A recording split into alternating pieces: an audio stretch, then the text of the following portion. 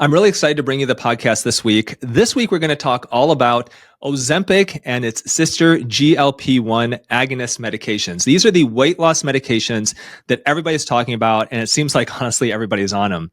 So I'm going to be joined by a prominent holistic integrative physician who we're going to talk about microdosing these medications. So this is a different way to get the benefits of these medications, possibly with less side effects. All right, so let me go ahead and introduce my guest this week. Dr. Taz Bhatia is a double board certified integrative medicine physician, and she is on a mission to provide the world with holistic medicine that combines a true, unique integration of science, spirit, and the human experience. Faced with personal health challenges in her 20s and a healthcare system that was dismissive, Dr. Taz turned to nutrition, homeopathy, and Eastern medical wisdom for answers. What she found was a wealth of information not yet taught in conventional medical schools. Passionate to share this new knowledge, she opened Center Spring MD in Atlanta, a nationally recognized integrative medical practice designed to treat the whole family. 15 years later, Dr. Taz has scaled the practice and opened locations in LA and New York City, along with an expanded global telehealth platform. Her recent book, The Hormone Shift, was named by Book Riot as one of the best menopause books. In 2025, Dr. Taz will be launching Whole Plus, the first full-service holistic health destination structured by clinical research, but guided by the patient experience to address the 10 foundational pillars of personal and family health through an integrative, multidimensional model. Sounds absolutely fascinating. And the discussion today we have all about the GLP-1 weight loss medications will hopefully open your eyes and your brain to how these medications can be used in new and innovative ways. It's not just for people who need to lose large amounts of weight. So let's go ahead and get started with my interview with Dr. Taz Bhatia. Well, thank you so much for joining me. Oh, I'm excited to be here. Good to see you again, too. Yeah. Well, let's talk a little bit about your story, Taz. You started out in traditional medicine and you took a very different turn. Can you tell us about how you got to where you are today after going through medical school and traditional residency? Definitely. I've talked about this some in the past, but it was very much an accidental journey. I was probably like you, a little bit of an adrenaline junkie. I was working in the ER and my intent was to go off and do an ICU fellowship because I liked that type of medicine. But in the process, I started to get sick. I started to lose my hair. I was having a lot of random symptoms, everything from like fatigue to joint pain, a lot of acne, and then weight gain. And they sort of just kept compounding. And I did what many of my patients do is we ignore things until you kind of can't ignore them anymore. And it took, honestly, an intervention from my family, my now husband and my mom to be like, okay, something's wrong. I think you need to get checked out. And that journey of trying to figure out what was going on with me was just so disheartening. And I think patients today still go through that where, I was told everything from, I was anxious to I was depressed to I was stressed or this is normal or, all those different things. And I think finally, this went on for a year, maybe 18 months or so. And I honestly was getting worse. I had like open bald spots in my scalp. I like really didn't look like me, or even feel like me. I'm a high energy person. And now it's just trouble, having trouble getting out of the bed, having trouble getting to work, all these different things. And so I finally got put on a medication, and that medication, has side effects, and I didn't think about them or ask about them or, even kind of advocate for why I was going on it. But I was put on it by a hair loss specialist who was just like, if you don't do this, you're going to lose most of the hair that's remaining. And I'm a young woman at the time. I'm like 28, 29 years old. So I'm like, okay, I'll try it. But that medication drops your blood pressure. I take it one morning. I go off to work out. I get back in the car and I guess I had a syncopal episode in the middle of driving and I ended up passing out and I ended up wrecking my car and thankfully didn't hurt anybody else. But it took that to be like, okay, this is not working. You spent probably 8 to 10 doctor's visits, God knows how much time. and things aren't working and you're only getting worse. And so that was the impetus to start to like learn more. And I found the Board of Holistic Medicine. I found out about Chinese medicine. And it's kind of like, and this, as we start to do one thing, you start to like chip away and you want to do more and more and more. And so, finally I became a licensed acupuncturist. I did the fellowship in integrative medicine with Dr. Andy Weil. I jumped into nutrition and Ayurveda. And as I started to build like this toolbox, I was able to fix myself. And then as I was able to fix myself, everyone around me was super curious about what I had done. And, I finally got the courage to start a practice. I think it was just like, okay, let me do something. And I still never intended to quit like the ER or anything like that. I was going to kind of just work 1 or 2 days a week doing consult medicine and teaching people what I had learned on my journey. And it just literally exploded is probably the best way to describe it. We got really busy really fast. There was this desperation in the community to get answers to things, to find a doctor that listened, to expand the toolbox a little bit beyond pharmaceuticals and like what else was out there. And it took a year or two I opened the practice in '09, and it took a year or two of doing that and kind of getting my feet wet and getting into a rhythm of some kind to realize like, okay, this is not a consult practice. People really need a medical home. They need a place where they can have somebody put all the different pieces of their health together without feeling, like they're going crazy or judged or all this other stuff. And so I determined then that this was going to be it. And so I set out to build a team and build a practice. And now we've got 4 locations. We have a telehealth platform. And then I've got about 12 different medical providers working within those confines, and we're just super excited about the future. I think we've gone from people questioning us and kind of being the quack and the witch and all these other things to now being like, oh my gosh, that same initial hunger that my early patients experienced, I feel like is now national and even global. And so we're just super excited about being able to provide something that we've seen work day in and day out for over 15 years to everybody. So traditional medicine and training is good at teaching us how to take care of sick people, but not necessarily so good at keeping us well. I mean, you are a trained physician, and obviously you weren't taking good care of yourself.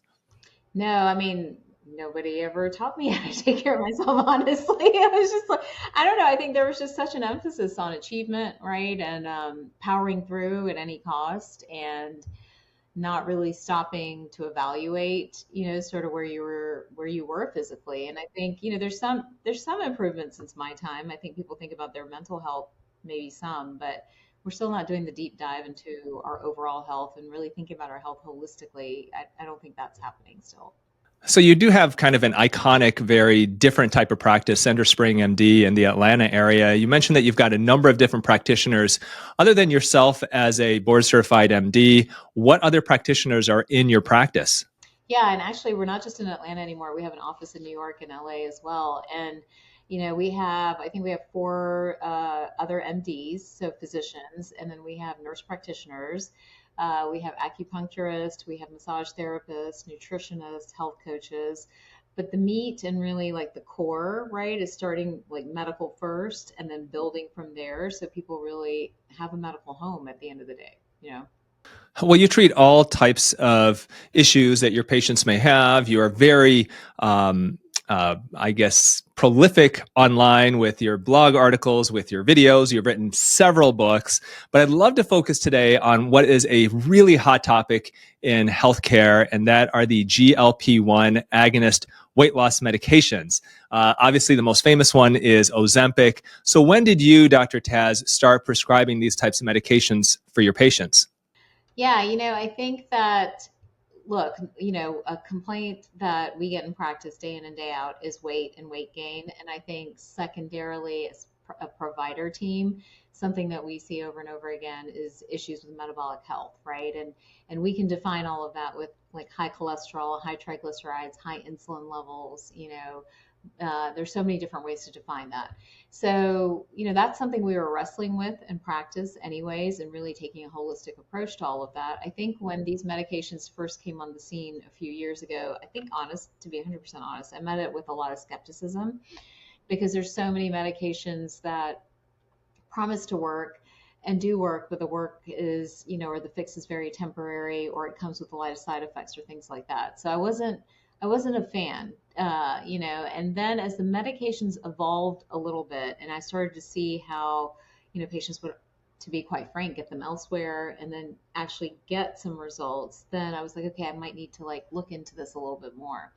And I think we only became a little bit more comfortable around the ideas of GLP-1 medications. Literally, I'll be honest, in the last year probably, but not as it's traditionally prescribed. I feel like as they are traditionally prescribed, they're the right fit for somebody who is truly obese, has a significant amount of weight to lose, or is truly diabetic, somebody in those categories. But what we have found, to be helpful is to use them, but to use them in a very cautious way and to really microdose them, honestly, meaning that's using a half to a quarter of traditional standard dosing. And by approaching it that way, this whole of like, you're going to be on it forever, you're never going to be able to come off of it, I think we're able to prove that that's not necessarily true when you put a microdose GLP-1 in the context of holistic weight loss. So before we get into really the specifics of microdosing, for those people who really aren't that aware, they've maybe read a couple articles about Ozempic. Can you tell us what the GLP-1 agonist, first of all, medications are and what they basically do? Definitely. So, the generic is semaglutide, and Ozempic was probably, well, GLP-1s have been around for a while, but Ozempic is, one of the newer versions. And they're basically receptor agonist medicines that help with insulin regulation and help with sort of balancing appetite and blood sugar. And they're doing so, at least the first generation was doing so by impacting gut motility, so that was really the way it was slowing gut motility down, bringing blood sugar down, bringing insulin levels back down, and working on a receptor that's called GLP-1. Now, protein acts in a very similar way too. Protein will also slow your motility, and it will, increase satiety and these type of things, bringing insulin down and bringing blood sugar down as well. So that's the mechanism of action, at least in kind of the first iteration of it.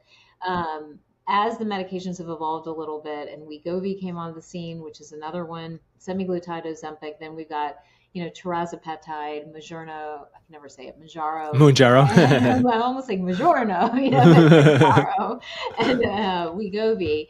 Those medications do slow gastric motility, but not to the extent that Ozempic does or semaglutide does, and actually work a little bit more on the blood sugar component and the release of visceral fat from the liver. So those seem to be working in a little bit of a different way. So initially we were using a lot of semaglutide. I'll be honest that we're like moving a little bit more to Mounjaro and tirzepatide instead, but definitely seeing some results and then putting it in the context of this overall picture. So what do you see clinically as a difference between somebody who's on a semaglutide? So for those patients or those people who are listening, semaglutide is the generic name for Ozempic and Ozempic and Wegovy. And then tirzepatide is the generic name for Mounjaro and Zepbound. What do you see in your patients as a clinical difference? Because I do have some patients who come in to see me and they say, oh, I was on Ozempic to try to lose weight. It didn't work, so I just gave up. And so then what would somebody get differently from one medication versus, let's say, another? Yeah, I think this is where medication matching comes into the picture. I think if you have somebody whose weight is purely due to being overnourished, right? Meaning that they are consuming large amounts of food or they're unaware of how much they're consuming, and really having a lot of food noise in particular, right? That thing that they're thinking about food and they're planning food all the time. I think Ozempic seems to work better in that population because it does cut the appetite, it does slow motility down, and you see people lose weight because their portions of food get smaller and smaller and smaller, right? Now, the problem with Ozempic traditionally prescribed or in the regular dosing is that we were seeing the side effects. We were seeing more gut dysfunction. I was seeing more reflux. I was seeing even a mood component of folks getting super irritable or angry even with it, but we were seeing some stuff. And so that gave us pause or was just like, maybe this is not the right medication for our clinical setting or our practice.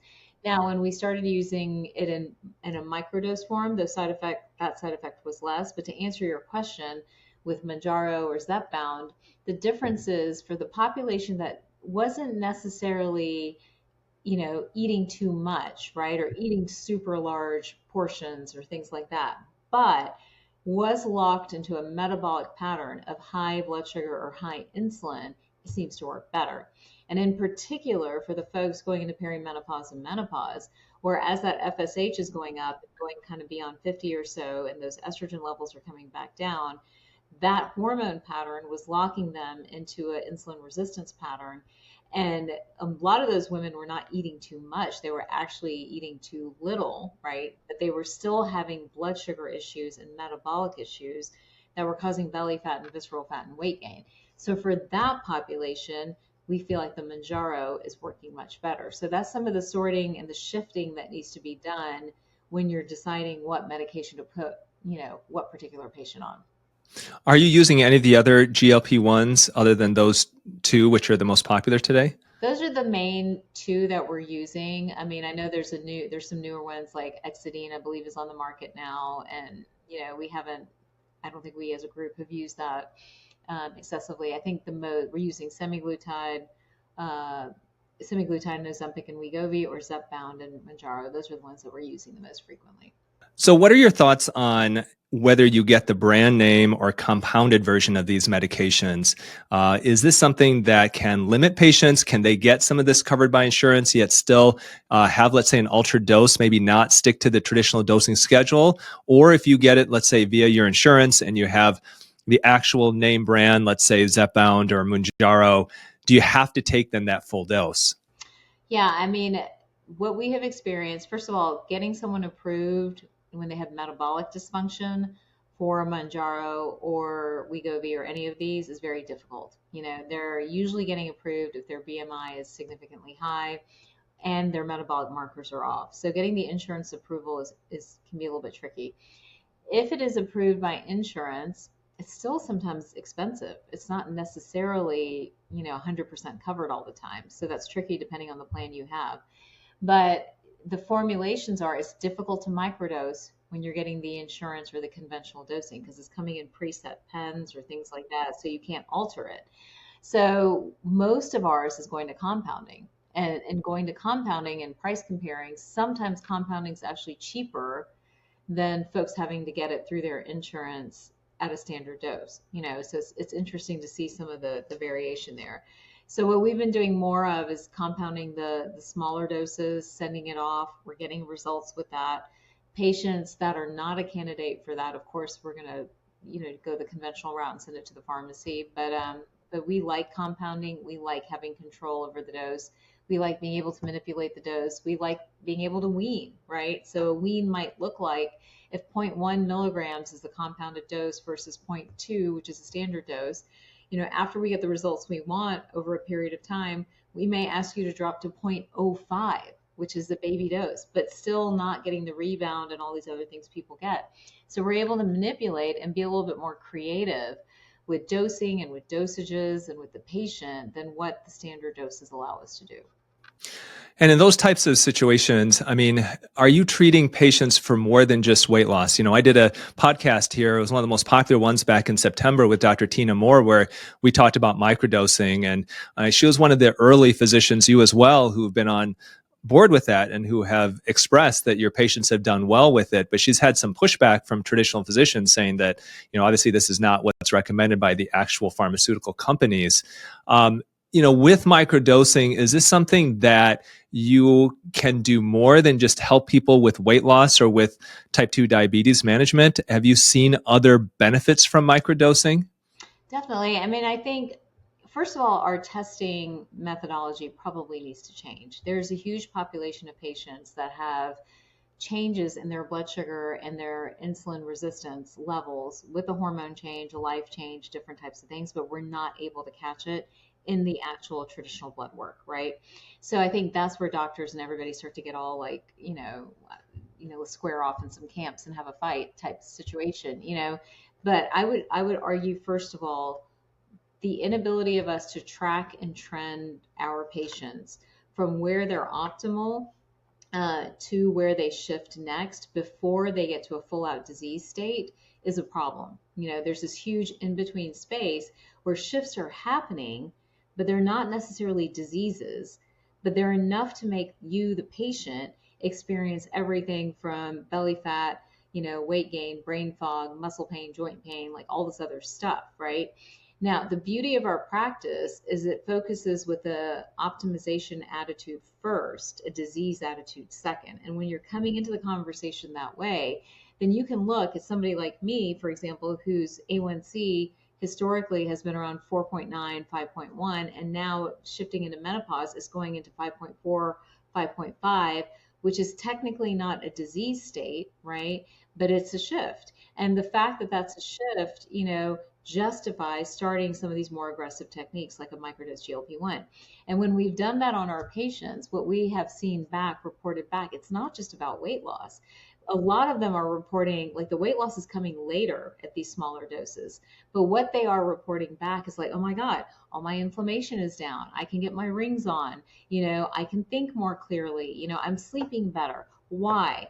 Because the instability of blood sugar that happens over time before we get to an actual full out inflammatory condition or disease, the way we conventionally name it today, presents with all these soft symptoms, and these soft symptoms impact our quality of life. So if you are starting one of these and you're noticing some of these other things getting better, then yes, why not use it? You know what I mean? Like, I think these arguments are silly because the testing and the tracking is still not caught up to where we as humans are living today. We are living longer. We're not dying, right after we turn 50. So the 30 or 40 years of optimization that we need before we have an actual disease, why not use every tool in the box to help us live, really good lives? Yeah, these medications are really interesting because I feel like we are just touching the surface of what they can do. I know there are studies going on now with people being on GLP-1s to prevent Alzheimer's, to prevent Parkinson's disease, to help prevent cardiovascular disease. And I think there's a belief that these medications are just basically anti-inflammatory, and that's one of the ways to explain how these could have such wide ranging benefits for people. Do you think that we might get to a point, you're talking about microdosing, where you have somebody like myself who's at a, reasonable body weight. I think I'm relatively healthy. I'm not on any medications. I take supplements basically to help me optimize my health.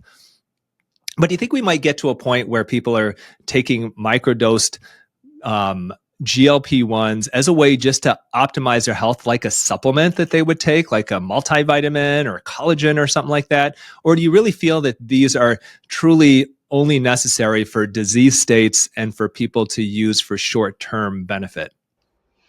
Ooh, that's a good question. So I don't believe in any medication being used like a supplement. I'm going to put that out there. I think that everything has side effects. Everything, needs to be thought about cautiously. I mean, even supplements, I don't say you can just take forever. I feel like that needs some guidance and some oversight and monitoring. Do I think that GLP-1s are a part of a general anti-aging and longevity strategy? Yes, right?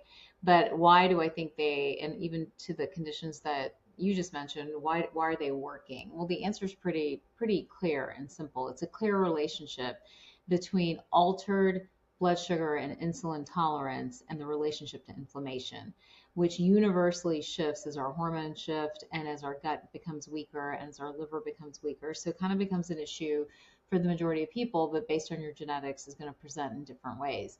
So I do think it needs to be included in a toolbox around the key concepts of longevity and optimization, which is when we're thinking about reversing inflammation, have we done everything we can do?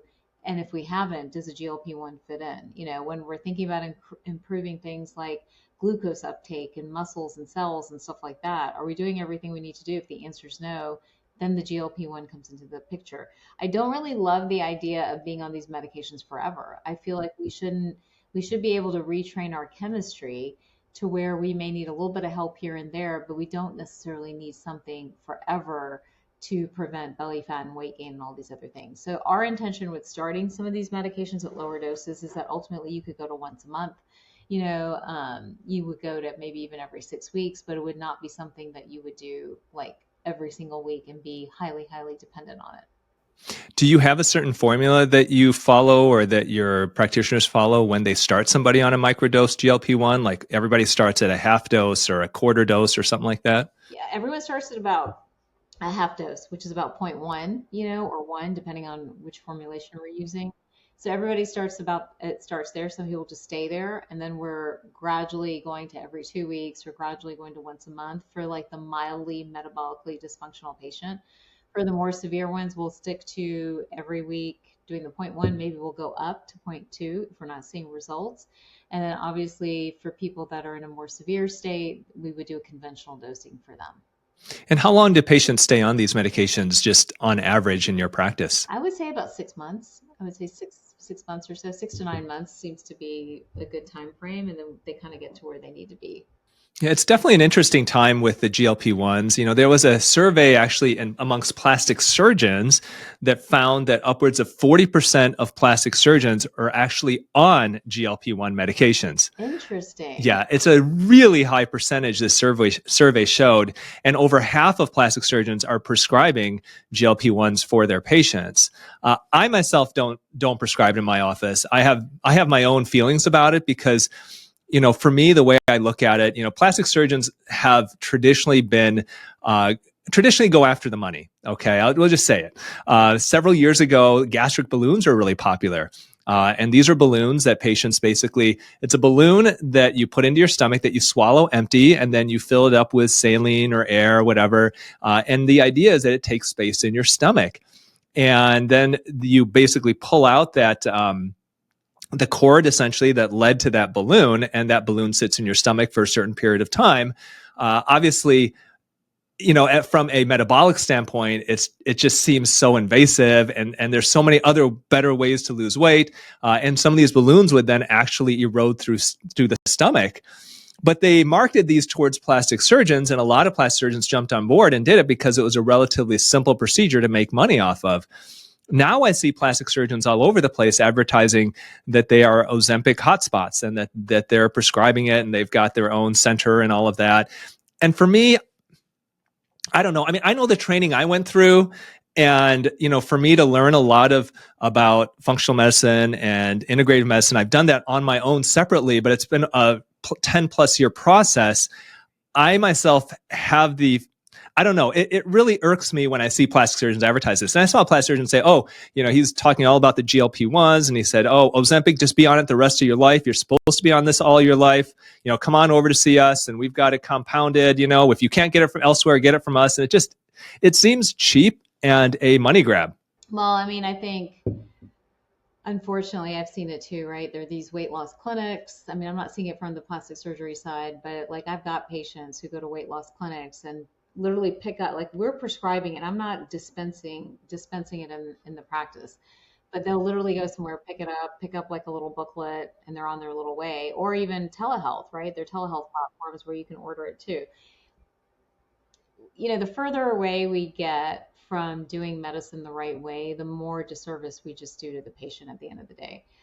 The way we think about GLP-1s is we think about it in the context of a holistic weight loss toolbox. You cannot outshot, out surgery, out exercise the basics of health, which is, understanding what your body's doing with some fundamental concepts, inflammation being one of them, your hormones being another, your nutrient load, your gut health, your liver health, your overall lifestyle. These are things that if you choose not to address and go for a quick fix, you'll buy a certain amount of time, but it's not really solving all the issues. You're basically just kind of band-aiding different symptoms. So I always see the hop on the trends, right? And everyone running in one direction. I think for the patient, it's very seductive to go get something and get a quick fix and be done with it. But I would remind them that there is no quick fix. And even with the GLP-1, if you're going to do it without the rest of the support around it, then it is like the muscle wasting and Ozempic face and all these other things that we've talked about before. So, I was telling my husband this. I feel like everyone wants to do everything except take care of patients. That's kind of how I feel. Like everyone wants to, put up a platform, give a shot, do this, do that, but they don't want to put the whole picture together, because that takes time and energy and a relationship and a collaborative atmosphere. And I think that the more, no matter what the latest trend is or the latest fad is, the more we try to run from that, we're going to someday have to face the reality is that that's just not how medicine works, you know? There has been a pushback from some of our colleagues, alternative health practitioners, who are really against all pharmaceuticals, who have been very anti GLP-1s. What are your thoughts with that group basically saying, look, this is a pharmaceutical. There are better ways to lose weight, with taking supplements, with changing your diet, with exercising, and all of that.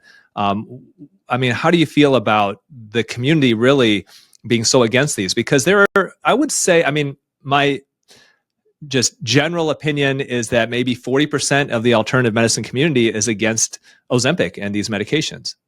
Yeah, I mean, I hear them and I understand them, but I think it's very short-sighted to say that all pharmaceuticals are bad. And I think while I agree that, we all prefer a more natural, holistic toolbox, myself included, at some point things work and at some point things don't work. And if they're not working, then you need to keep moving forward. And I think what I would also say is that we're also sort of brainwashed into using pharmaceuticals in the way that the pharmaceutical company tells us to use a pharmaceutical.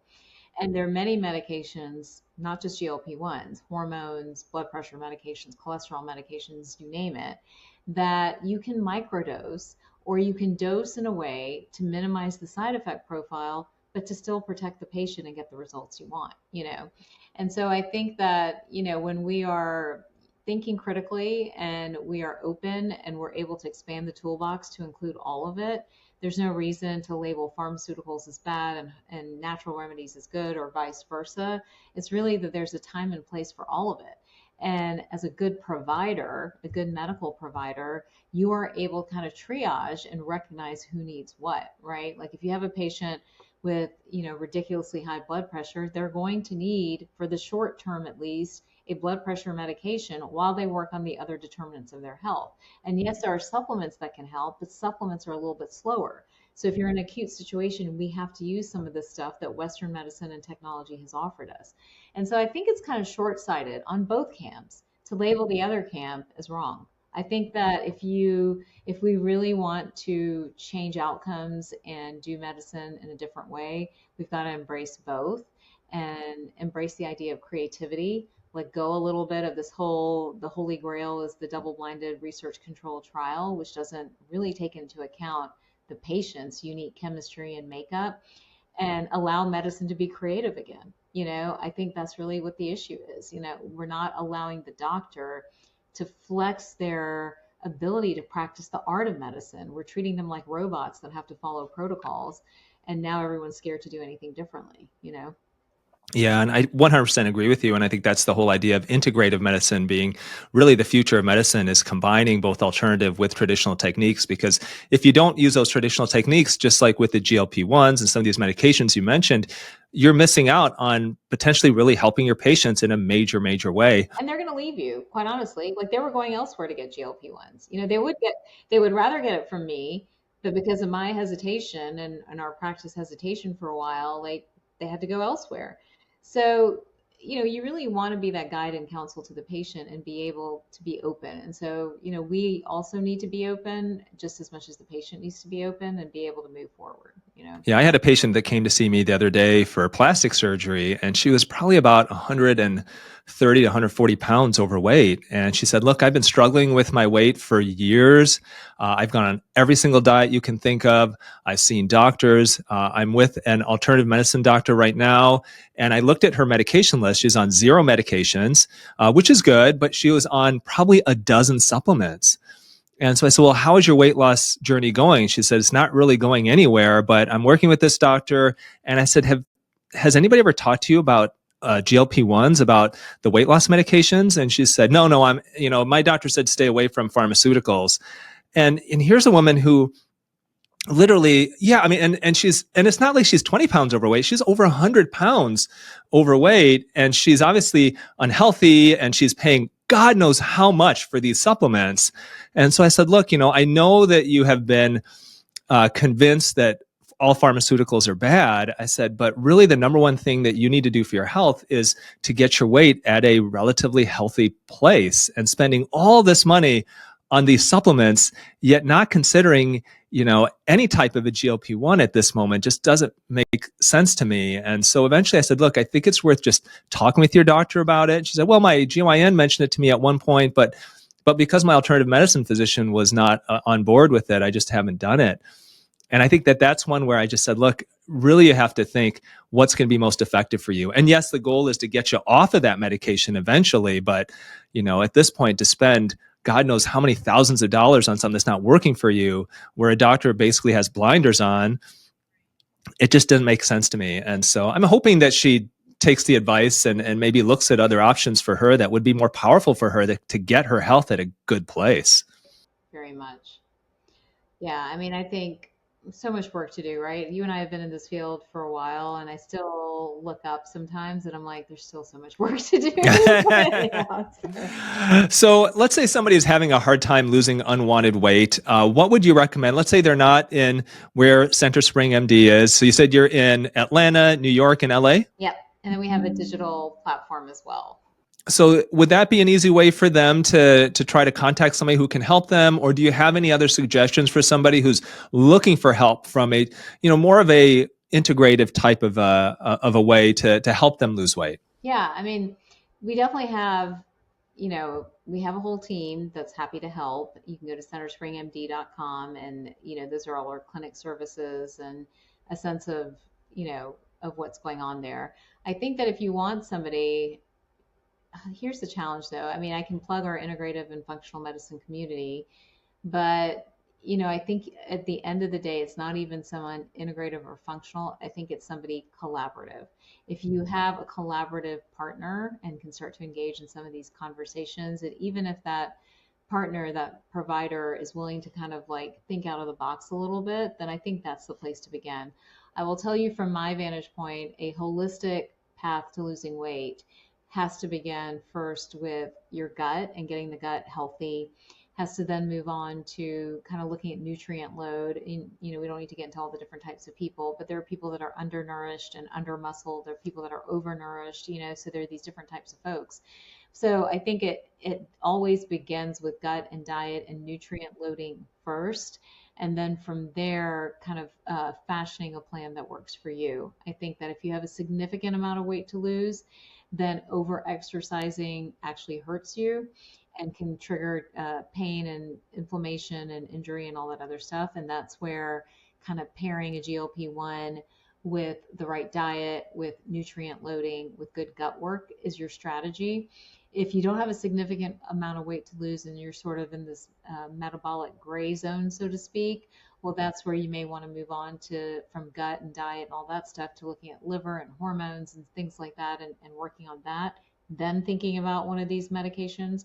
So I think it's a lot of like finding a partner and then really getting a good sense of where you're landing and developing out a plan from there.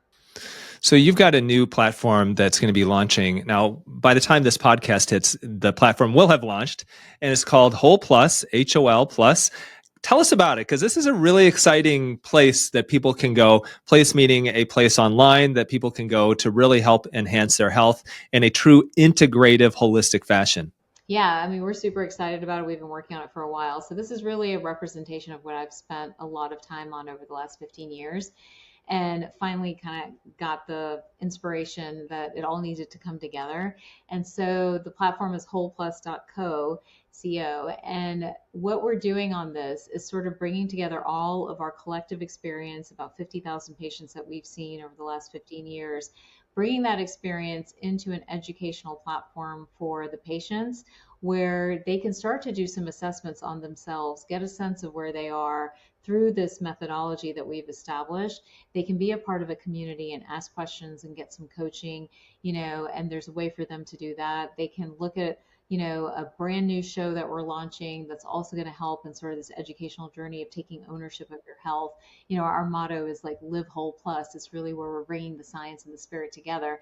And then of course, if they want to be a patient, they can be a patient as well. So it really is bringing together all the different experiences that we as patients kind of engage in as we're trying to solve our issues, whether we want to learn through reading or watching content, whether we want to be a part of a community, whether we actually want to be a patient or we just want to start by trying a product. We're trying to bring all of that together.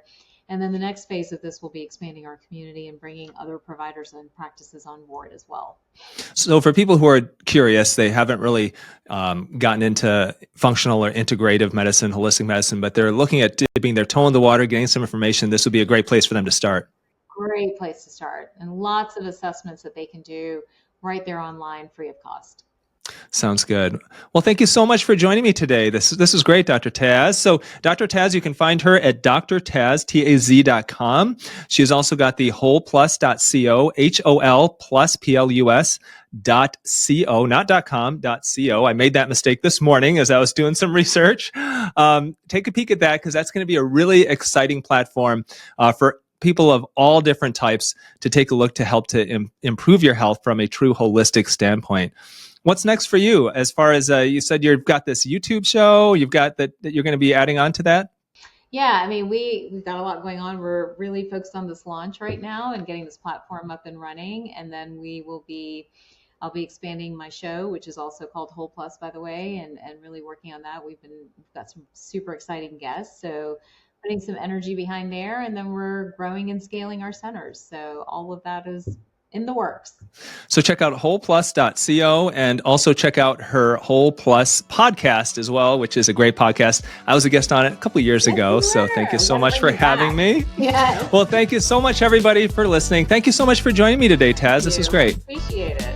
So I'm Dr. Anthony Youn. This is the Dr. Youn Show. If you've been enjoying this podcast, if you could leave a rating or review on iTunes or Spotify, wherever you get your podcasts, it definitely helps us spread the word. As always, remember to eat real food, use clean skincare, and auto-juvenate before you operate.